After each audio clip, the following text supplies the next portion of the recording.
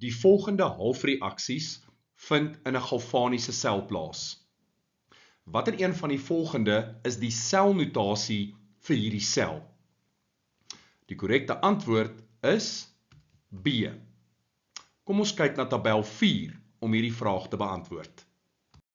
Kom ons begin met tabel 4a. Jy sal sien, kobalt 3+ en kobalt 2+ is amper heel bo, en aluminium 3+ en aluminium is amper heel onder. Ons werk met tabel 4a, A vir af.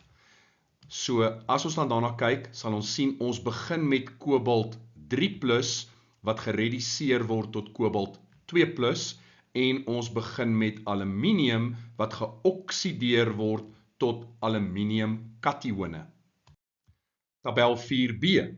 Nou is die aluminium amper heel bo en die kobalt amper heel onder. B vir boontoe. Die pyl moet boontoe wys.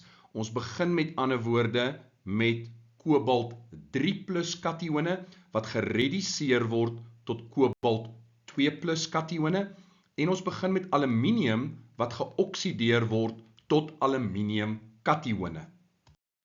So uit ons tabel kon ons sien, die halfreaksie wat by die katode plaasvind, waar reduksie plaasvind, is die kobalt halfreaksie, en oksidasie vind plaas by die anode, en dit is die aluminium halfreaksie. Nou jou soutbrug is altyd anode, soutbrug, katode. Die anode hou verband met aluminium, so ons kan dadelik sê, D is verkeerd, want D begin met kobalt. Nou is die vraag, is dit A, is dit B, is dit C? Al drie daardie begin korrek, die 2 streepies is daar vir die soutbrug, met ander woorde, daardie deel is korrek, hierdie deel is korrek. Die katode is waar die reduksie van kobalt 3+ plaasvind, met ander woorde, C is verkeerd, want C begin met kobalt 2+.